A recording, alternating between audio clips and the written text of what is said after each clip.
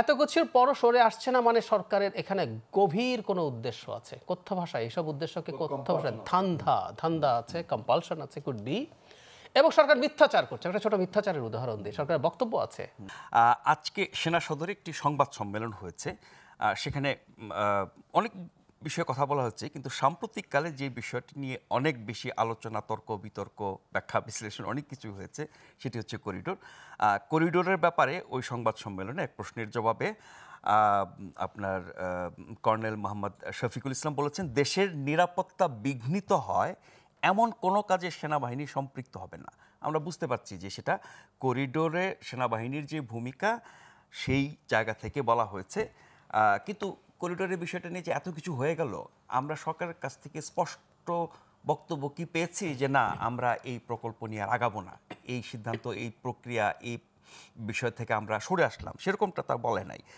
কিন্তু সেনাবাহিনীর অবস্থানটা যখন জানা গেল তখন মনে হলো যে এটা নিয়ে সরকারের সাথে বিরোধ।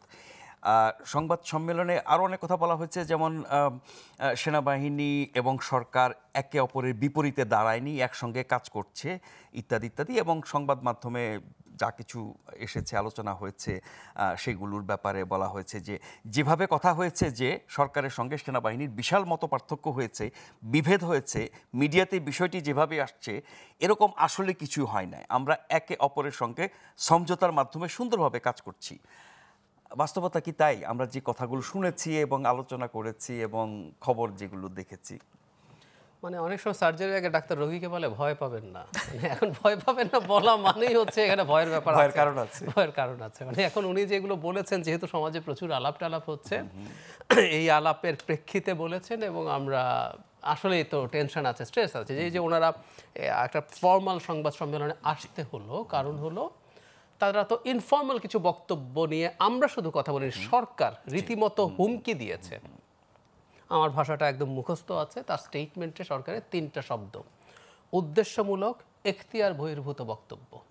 স্পষ্টভাবে এটা সেনাপ্রধানকে ইন্ডিকেট করে বলা হয়েছে। অথচ সেনাপ্রধানের বরাতে কোনো অফিসিয়াল স্টেটমেন্ট পত্রিকায় আসেনি। আজকে কিন্তু ওনারা এটা ক্লিয়ারও করেছেন। আমরা নিউজ, পত্রিকাগুলোর সোর্স থাকে, সেগুলোর মাধ্যমে এসছে। সো নির্বাচন নিয়ে, রোহিঙ্গা নিয়ে এবং চিটাগং পোর্ট সব কিছু নিয়ে যা যা জেনেছি, এগুলো ভেতর থেকে আইএসপি ওরা কোনো স্টেটমেন্ট দিয়ে জানায় নেই।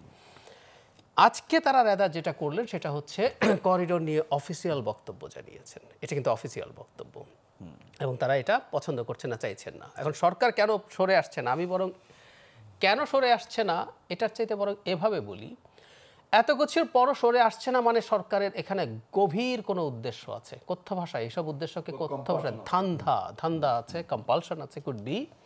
এবং সরকার মিথ্যাচার করছে। একটা ছোট মিথ্যাচারের উদাহরণ দিই, সরকারের বক্তব্য আছে। এই যে আমাদের এই ডামাডোল শুরুর আগে আমি ওনাকে ডিফ্যাক্টো ডেপুটি চিফ অ্যাডভাইজার বলি, জনাব খলিলকে। মানে একই অঙ্গে এত রূপ কারো নাই। উনি রোহিঙ্গা বিষয়ক হাই রিপ্রেজেন্টেটিভ, তখনও মন্ত্রী ছিলেন। তারপর ওনার জন্য বাংলাদেশের ইতিহাসে প্রথমবারের মতো এনএসএ, ন্যাশনাল সিকিউরিটি অ্যাডভাইজার, এবং উনি ডিফেন্স মিনিস্ট্রি সামলাতে প্রধান উপদেষ্টাকে সাহায্য করবেন। সো ডক্টর খলিল এসে বললেন করিডোর না, এবং ওনারা চেষ্টা করলেন পররাষ্ট্র উপদেষ্টাকে ভিলেইন বানাতে। তো করিডোর হবে না। কেন করিডোর হবে না? এটা করিডোর না কেন? কারণ করিডোর হচ্ছে একটা দেশে দুটো বিবাদমান জায়গা থেকে লোক নিয়ে আসা, ভ্যাকেট করে নিয়ে আসা। যে কেউ খুঁজতে পারেন, আমি এটা নিয়ে নিজে আলাদাভাবে আবার কথাও বলেছি। জাতিসংঘের সংজ্ঞা অনুযায়ী করিডোর হচ্ছে, হিউম্যানিটেরিয়ান করিডোর হচ্ছে একটা ডিমিলিটারাইজ জোন, যেটার মধ্য দিয়ে আইদার হিউম্যানিটেরিয়ান গুডস যাবে, খাবার, ওষুধ, এগুলো, অথবা ওখানে আটকে পড়া লোককে আনবে। সো দুটোই করিডোর। সো চালাকি করছে। আর হিউম্যানিটেরিয়ান প্যাসেজ নাকি এটা? আচ্ছা, তাত্ত্বিকভাবে বলছি, যদি করিডোর না আপনি কিন্তু যদি দেন, জানতার কোনো সায় ছাড়া যদি এটা করেন, তার পরিণতি কি হবে? তার পরিণতি নাম্বার 2, উনি খুবই গায়ের জোরে বা গর্বের সাথে বলছিলেন যে আমরা স্বাধীন সার্বভৌম দেশ, আরাকান আর্মির সাথে যোগাযোগ প্রসঙ্গে আমরা কার সাথে সম্পর্ক রাখবো না রাখবো এটা আমরা কেয়ার করি না। এটা বাজে কথা। কারণ আপনি একই জায়গায় বলছেন, আপনি বলছেন আপনি মিয়ানমারের সার্বভৌমত্ব স্বীকার করেন, তো আবার আপনি আরাকান আর্মির সাথে সম্পর্ক করছেন, এবং আরাকান আর্মির যে অথরিটি, সেখানে রোহিঙ্গা নিতে হবে এই শর্ত বাংলাদেশ দিচ্ছে।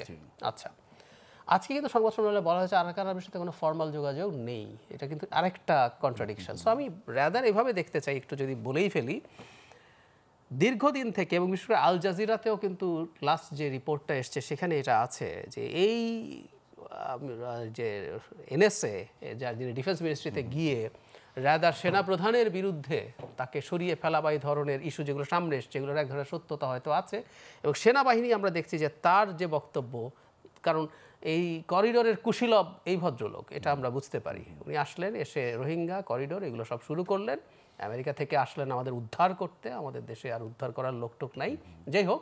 তো সেনাবাহিনী বোঝা যায় যে এই জায়গায় তাদের অবস্থান এটা জানিয়েছে, এবং পরিস্থিতিটা এখন এই জায়গায় চলে গেছে যে সরকারের দিক থেকে এটাকে ডিএসকালেট করার চেষ্টা করতে হবে।